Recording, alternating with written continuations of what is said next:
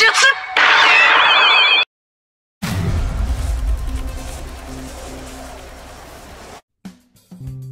video kali ini, kita kembali belajar pada tema 6, subtema 1, muatan pelajaran, ilmu pengetahuan, sosial.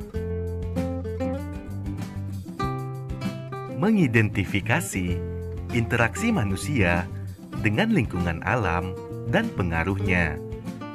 Interaksi adalah suatu kegiatan yang terjadi antara dua objek dan saling memengaruhi satu sama lain. Manusia melakukan interaksi dengan lingkungan alam. Interaksi manusia dengan lingkungan alam atau sebaliknya terbentuk secara alami. Petani berinteraksi dengan sapi untuk membajak sawah. Interaksi petani dengan kelapa sawitnya. Buah kelapa sawit yang sudah dipanen kemudian dikirim ke perusahaan minyak goreng. Interaksi manusia dengan lingkungan alam dikelompokkan menjadi dua. Yang pertama, interaksi manusia yang menyesuaikan diri dengan alam. Yang kedua, interaksi manusia yang memanfaatkan alam sekitarnya. Ayo perhatikan contoh interaksi manusia dengan lingkungan alam dalam tabel berikut. Interaksi manusia yang menyesuaikan diri dengan alam, seperti nelayan memilih waktu untuk berlayar sesuai keadaan cuaca agar terhindar dari bencana dan memperoleh tangkapan ikan yang banyak. Petani menyesuaikan waktu tanam dengan musim hujan agar tanamannya dapat tumbuh dengan baik. Manusia menghindari tinggal di daerah yang rawan bencana. Selanjutnya, contoh interaksi manusia yang memanfaatkan alam sekitar. Manusia mengolah sumber daya alam untuk beragam kebutuhan, seperti makanan, pakaian, dan industri. Manusia membangun bendungan untuk mengairi lahan pertanian yang kekurangan air. Selanjutnya, manusia membuka lahan pertanian dan perkebunan. Interaksi manusia dengan lingkungan sesuai bentang alam. Yang pertama, interaksi manusia dengan lingkungan alam di pegunungan. Pegunungan adalah tempat yang terdiri atas gunung-gunung dengan jumlah lebih dari satu. Sumber daya alam di daerah pegunungan antara lain teh, kopi, ubi, sayuran, dan buah-buahan.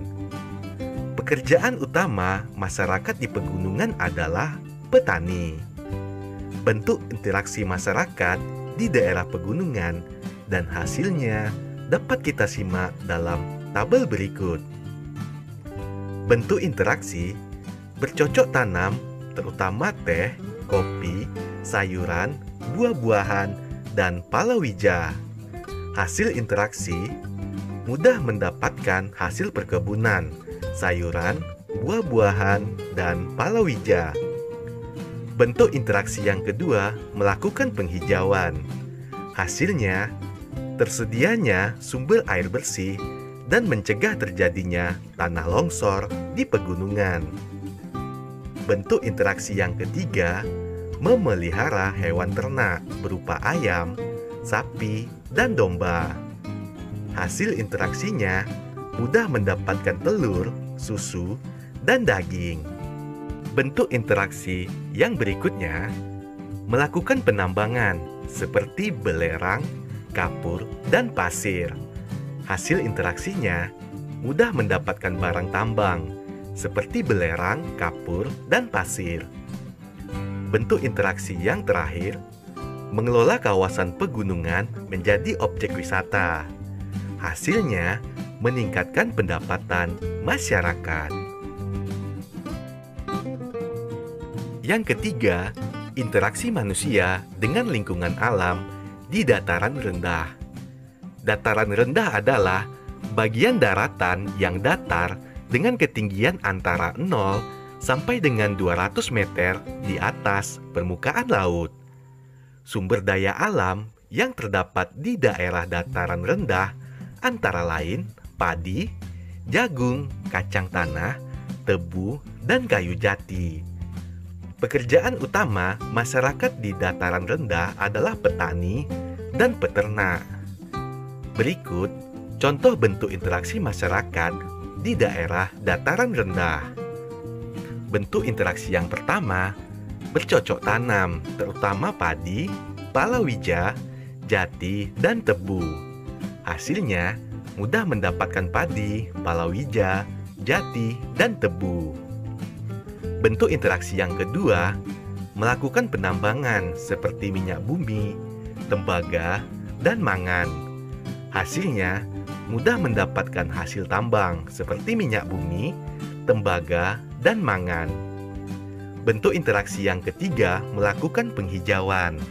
Hasilnya, tersedianya sumber air bersih dan mencegah terjadinya tanah longsor di bantaran sungai. Bentuk interaksi yang keempat, memelihara hewan ternak seperti ayam, sapi, kambing, kuda, dan ikan air tawar. Hasil interaksinya mudah mendapatkan telur, susu, daging, dan ikan air tawar. Bentuk interaksi yang selanjutnya, mengelola kawasan industri berwawasan lingkungan. Hasilnya, lingkungan di sekitar kawasan industri tetap terjaga kelestariannya. Interaksi manusia dengan lingkungan alam di pantai. Pantai adalah bagian daratan yang berbatasan langsung dengan laut dan merupakan daerah pasang surut air laut.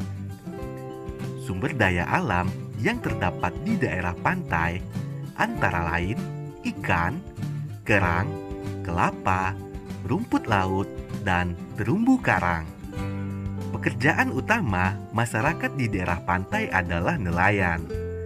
Berikut contoh bentuk interaksi masyarakat di daerah pantai. Bentuk interaksi yang pertama, menjadi nelayan. Hasilnya mudah mendapatkan ikan. Bentuk interaksi yang kedua, melakukan budidaya sumber daya laut seperti udang, ikan air payau, rumput laut, dan kerang mutiara. Hasilnya mudah mendapatkan hasil sumber daya laut seperti udang, ikan air payau, rumput laut, dan kerang mutiara. Bentuk interaksi yang ketiga, melakukan budidaya dan penanaman pohon kelapa. Hasilnya, mudah mendapatkan kelapa. Selanjutnya, menanam pohon bakau di daerah pantai. Hasil interaksinya, mencegah terjadinya abrasi pantai dan menjaga kebersihan pesisir pantai.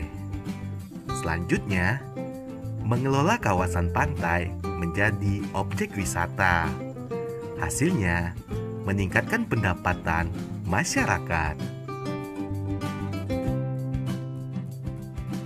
Menyebutkan pengaruh interaksi manusia dengan lingkungan terhadap pembangunan. Manusia tidak dapat hidup tanpa mengandalkan lingkungan. Manusia memperoleh banyak manfaat dari alam untuk memenuhi kebutuhannya. Pertanian, perkebunan, perikanan, peternakan, perhutanan, dan perindustrian merupakan bentuk interaksi manusia dengan lingkungan alam untuk memenuhi kebutuhan hidup. Namun, tidak semua interaksi manusia dengan alam berdampak baik bagi alam.